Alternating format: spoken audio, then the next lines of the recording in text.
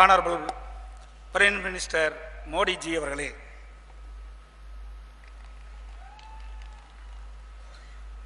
மாண்புமிகு ஆளுநர் அவர்களே, மாண்புமிகு வெங்கைய நாயுடு அவர்களே, மாண்புமிகு மத்திய அமைச்சர் நிர்மலா சீதாராமன் அவர்களே, மாண்புமிகு மத்திய இணை அமைச்சர் அண்ணன் பொன் ராதாகிருஷ்ணன் அவர்களே, மாண்புமிகு அமைச்சர் அவர்கள் அண்ணன் ஜெயக்குமார் அவர்களே, மாண்புமிகு அமைச்சர் மணிகண்டன் அவர்களே, மாண்புமிகு நாடாளுமன்ற அன்புராஜ் அவர்களே மற்றும் இந்த இணைய நிகழ்ச்சியிலே பங்கு பெற்றிருக்கின்ற மாண்புமிகு அமைச்சர் பெருமக்களே, நாடாளுமன்ற சட்டமன்ற உறுப்பினர்களே, அரசு அலுவலர்களே, பெரியோர்களே, தாய்மார்களே, பத்திரிகையாளர்களே, ஊடக நண்பர்களே, வரி இருந்தல்ல அத்தனை பேருக்கும் பணிவான வணக்கத்தை முதலிலே சமர்ப்பித்து,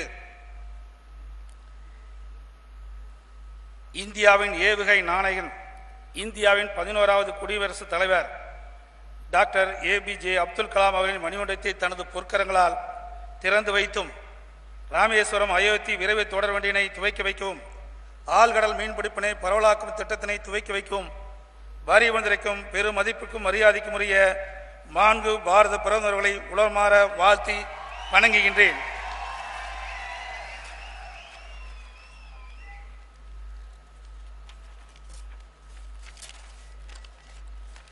ராமநாதபுரம் மாவட்ட மக்கள் மன்னர்களும் தமிழையும் ஆன்மீகத்தையும் 2 கண்களாக போற்றியவர்கள் என்று மாண்புமிகு புரட்சித் தலைவி அம்மாவர்கள் புகழ்ந்துள்ளார்கள். இந்தியாவின் தென்கோடியில் உள்ள சைவ திருத்தலங்களாக விளங்கும் ராமேஸ்வரம் ராமாயணத்தில் புகழ் பெற்றதை போல மீண்டும் டாக்டர் அப்துல் கலாம் அவர்களால் புகழடைந்துள்ளது. ஏழ்மை நிலையில் இருந்தாலும், முன்னோர்கள் பாமர மக்களாக இருந்தாலும், எந்தவித அடிப்படை வசதிகளும் இல்லாத வளர்ச்சி அடையாத குக்கிராமத்தில் பிறந்து வளர்ந்தாலும், உண்மை, உழைப்பு, அன்பு, அறிவு கூர்மை, தன்னம்பிக்கை இவற்றை மட்டுமே மூலதனமாக கொண்டு நாட்டின் மிகப்பெரிய பதவியான குடியரசுத் தலைவராகவும் பிரதமராகவும் உயர்ந்த சாதனை உச்சத்தை தொட முடியும் என்பதற்கு பெரும் மதிப்புக்குரிய டாக்டர் அப்துல் கலாம் அவர்களும் மாண்புமிகு பிரதமர் நரேந்திர மோடிஜி அவர்களுமே உதாரணமாவார்கள். அதனால்தான் டாக்டர் அப்துல் கலாம் அவர்களின் மணிமண்டபத்தை மாண்புமிகு பாரத பிரதமர் அவர்கள் தங்கள் திருக்கரங்களால் திறந்து வைப்பதில் மிக பொருத்தமாக அமைந்திருக்கின்றது.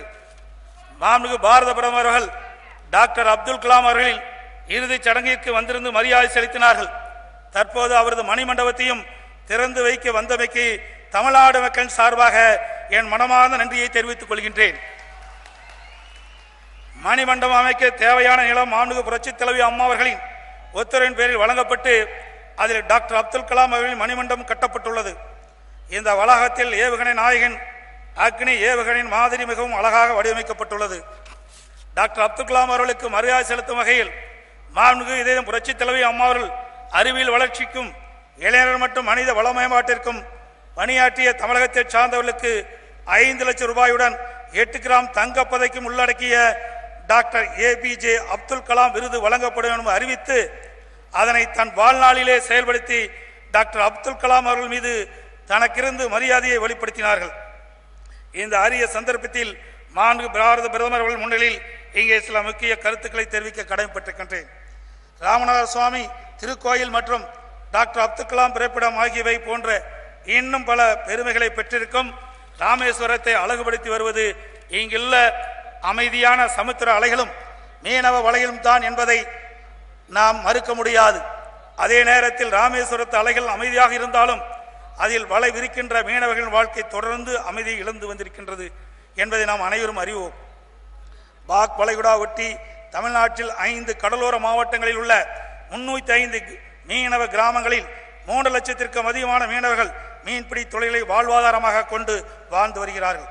தமிழ்நாடு மீனவர்கள் பாக் வளைகுடாவில் தொடர்ந்து சந்தித்து வரும் இன்னல்களை போக்குவரத்து நிரந்தர தீர்வு கச்சத்தீவை மீட்க வேண்டும் என்ற கோரிக்கையோடு இழுவலை மீன்பிடிப்பினை ஆழ்கடல் தூண்டில் மற்றும் செவில்வலை மீன்பிடிப்பு துறைமைக்கு பரவலாக்கம் செய்ய திட்டம், அத்திட்டத்திற்கான சிறப்பு நிதியாக 1520 கோடி ரூபாய் வழங்க வேண்டும் என்று மாண்புமிகு புரட்சித் தலைவி அம்மா அவர்கள் 3/6/2014 அன்று மாண்புமிகு பாரத பிரதமர் அவர்களை நேரில் சந்தித்து கோரிக்கை வைத்தார்கள். அக்கோரிக்கையை 27/2/2014 அன்று மாண்புமிகு பாரத பிரதமர் அவர்கள் நேரில் சந்தித்து நானும் வலியுறுத்தினேன். அக்கோரிக்கையினை ஏற்று மாண்பு பாரத பிரதமர் அவர்கள் 11/5/2017 அன்று 750 இழுவலை படகுகளை ஆழ்கடல் தூண்டில் மற்றும் செவுள்வலை படகுகளாக மாற்றி அமைக்கும் திட்டத்திற்கு சிறப்பு நிதியுதவியாக 100 கோடி ரூபாயும், நீல புரட்சி திட்டத்தின் கீழ் 100 கோடி ரூபாயும் சேர்த்து மத்திய அரசின் 50 விழுக்காடு பங்களிப்பாக மொத்தம் 200 கோடி ரூபாய் வழங்கினார்கள். தமிழ்நாடு அரசு தனது 20 விழுக்காடு பங்களிப்பு மற்றும் வாழ்வாதார நிதியுடன் சேர்த்து 86 கோடி ரூபாய் ஒதுக்கீடு செய்து முதற்கட்டமாக 500 இழுவலை படகுகளை ஆழ்கடல் தூண்டில் மற்றும் செவுள்வலை படகுகளாக மாற்றியமைக்கும் திட்டத்தின் 286 கோடி ரூபாய் செலவில் செயல்படுத்திட ஆணையிடப்பட்டுள்ளது. இத்திட்டத்தின் கீழ் பாக் வளைகுடாவில் இருந்து 2000 இழுவலை படகுகள் 1621 கோடி ரூபாய் செலவில் 3 கட்டங்களில் மாற்றி அமைத்து பரவலாக்கம் செய்யப்படும். தமிழ்நாடு மீனவர்கள் துயதுடைக்கும் விதமாக மாண்புமிகு புரட்சித் தலைவி அம்மா அவர்கள் கோரிக்கையினை ஏற்று பாக் வளைகுடா மீன்பிடிப்பினை ஆள்கள் மீன்பிடிப்பிற்கு பரவலாக்கும் திட்டத்திற்கு ஒப்புதல் அளித்து நேரடியாக சம்பந்தப்பட்ட அமைச்சர்களை அறிவுறுத்தி போதிய நிதியினை விடுவித்ததோடு இன்றைய தினம் இங்கு வருகை புரிந்து மீனவர்களுக்கு பணியாணை வழங்கி இத்திட்டத்தினை துவக்கி வைத்திட இருக்கும் மாண்பு பாரத பிரதமர் அவர்களுக்கு தமிழ்நாடு மீனவர் மற்றும் தமிழ்நாடு அரசின் சார்பாக எனது மனமார்ந்த நன்றியை உரித்தாக்குகிறேன். I wish to thank Honorable Prime Minister for extending financial extents of ₹200 crores this year for conversion of bottom travelling boats to deep sea long lines besides other projects and launching the same today. இந்த அரிய திட்டத்தின் மூலம் பாக் வளைகுடாவில் தமிழ்நாடு மீனவர்கள் சந்தித்து வரும் துயரங்களும் இன்னல்களும் வெகுவாக குறைவதோடு அவரின் வாழ்வாதாரம் தலைத்தோங்கும் என்பதில் எல்லளவும் சந்தேகமில்லை. குத்துக்கால் பகுதியில் அமைந்துள்ள மீன் இறகுதளத்திற்கான மத்திய அரசின் பங்களிப்பானது நான்கு பாரத பிரதமர் அவர்களின் நேரடி அறிவுறுத்தலால் மத்திய நிதி அமைச்சகம் ஒப்புதல் அளிக்க உள்ள நிதியில் இருந்து மேற்கொள்ளப்படும். இவ்வாறாக பாக் வளைகுடா மீனவர்கள் மீன் பிடிப்பதற்கான பொது உள்கட்டமைப்பு வசதிகளை ஏற்படுத்துவதற்கு உறுதுணையாக விளங்கும் மாண்பு பாரத அவர்களுக்கு எனது நன்றியை தெரிவித்துக் கொள்கின்றேன். ராமநாதபுரம் மாவட்டம் மூக்கையூர் கட்டப்பட்டு வரும் துறைமுகத்திற்கான மத்திய அரசின் பங்களிப்பினை விரைந்து விடுவித்திட சம்பந்தப்பட்ட அமைச்சகத்துக்கு அறிவித்துமாறும் மாண்பு பாரத பிரதமரிடம் இந்த இனிய நேரத்தில் அன்புடன் கேட்டுக் கொள்கின்றேன். மாண்புமிகு புரட்சித் தலைவி அம்மா அவர்கள் சீரிய முயற்சி மற்றும் இந்திய அரசின் தொடர் நடவடிக்கையின் விளைவாக இலங்கை அரசால் பிடித்து வைக்கப்பட்டிருந்த 2664 மீனவர்களும் தமிழ்நாட்டுக்கு கொண்டு வரப்பட்டுள்ளனர். 357 படகுகளும் விடுவிக்கப்பட்டுள்ளது. இதற்காக மாண்பு பாரத அவர்களுக்கு தமிழ்நாடு மக்கள் மீனவர் சமுதாயத்தின் சார்பாக நன்றியை தெரிவித்துக் கொள்கின்றேன். மாண்புமிகு புரட்சித் தலைவி அம்மா அவர்கள் 2015ஆம் ஆண்டு முதல் தொடர்ந்து இலங்கை அரசின் பிடியில் உள்ள தமிழ்நாடு மீனவர்கள் மீன்பிடி படகுகளை விடுவித்து தமிழ்நாடு மீனவர்கள் வாழ்வாதாரத்தை காத்திட மத்திய அரசை தொடர்ந்து வலியுறுத்தி வந்தார்கள். மாண்புமிகு புரட்சித் தலைவி அம்மா அவர்கள் வழிநடத்தும் அம்மா அரசும் இதனையே தொடர்ந்து வலியுறுத்தி வருகிறது. எனவே தமிழ்நாடு மீனவர்களின் வாழ்வாதாரத்தை சீர்குலைக்கும் விதமாக இன்றைய தேதியில் இலங்கை அரசின் தொடர்படியில் இருக்கும் 75 மீனவர்களையும் 149 படகுகளையும் உடனடியாக விடுவித்திட இலங்கை அரசிற்கு அழுத்தம் தருமாறு மாண்புமிகு பாரத பிரதமர்களை இந்த நேரத்தில் கேட்டுக்கொள்ள விரும்புகின்றேன். On behalf of the people of Tamil Nadu in general and the fishermen in particular, I request the Honorable Prime Minister to kindly use your good office to persuade the Sri Lankan government to release all the 75 Tamil Nadu fishermen and 149 fishing boats apprehended by them.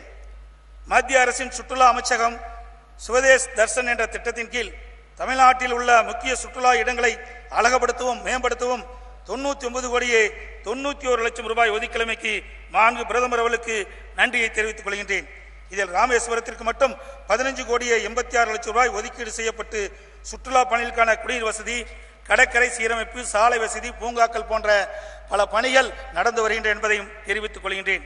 சுற்றுலா பயணிகள் மற்றும் ஆன்மீக பணிகளை கவர்ந்து இழுக்கவும் ராமேஸ்வரத்திற்கு அருகில் இருக்கும் தனுஷ்கோடி இயற்கை அழகு தரிசிக்கும் வண்ணமும் மூந்தராயிர சத்திரம் அரிச்சல் முனை இணைப்பு சாலையை சிறப்பாக புதுப்பிக்க மாண்புமிகு புரட்சித் தலைவி அம்மாவின் முயற்சியால் தேசிய நெடுஞ்சாலை ஆண்டு திட்டத்தின் கீழ் 65 கோடியே 68 லட்சம் ரூபாய் மதிப்பீட்டில் சிறப்பாக புதுப்பிக்கப்பட்டு இன்று மாண்புமிகு பாரத பிரதமர் அவர்களின் பொற்கரங்களினால் திறக்கப்பட உள்ளது.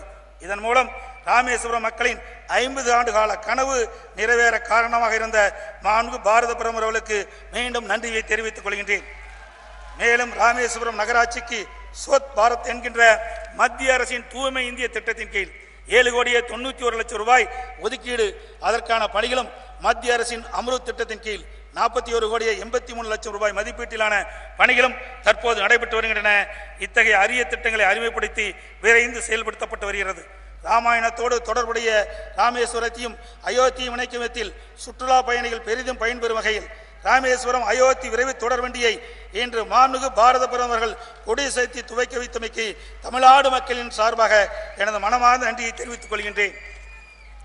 இந்திய திருநாட்டின் பல்வேறு பெருமைகளைச் சேர்ந்த நமது முன்னாள் குடியரசுத் தலைவரின் மணி மண்டபம் அமைந்திருக்கும் இந்த ராமேஸ்வரம் நகரை காண வரும் சுற்றுலா பயணிகளும் பொதுமக்களும் தேவைப்படும் அடிப்படை வசதிகளான தெருவிளக்கு, குடிநீர் வசதிகள், பாதாள சாக்கடை, கழிவுநீர் அகற்றுதல் போன்றவை மேம்படுத்துவதற்காக சுமார் 78,17,00,000 ரூபாய் அளவிற்கு நகர வளர்ச்சி திட்டம் ஒன்று தீட்டப்பட்டுள்ளது. இதனை சிறப்பு நிதியாக ஒதுக்கீடு செய்ய மத்திய அரசை ஏற்று அனுமதிக்க வேண்டும் என்று பாரத பிரதமர்களை இந்த தருணத்திலே கேட்டுக்கொள்கின்றேன். தேச தலைவர்களை சிறப்பிக்கும் மாண்புமிகு பாரத பிரதமர்கள் இதனை மனமுகுந்து ஏற்பார் என்று நம்புகின்றேன். வரலாற்று சிறப்புமிக்க இந்த விழாவில் கலந்து கொண்டு எங்களை பெருமைப்படுத்திய மாண்புமிகு பாரத பிரதமர்களுக்கு மீண்டும் நன்றியை தெரிவித்துக் கொள்கிறேன். நன்றி, வணக்கம்.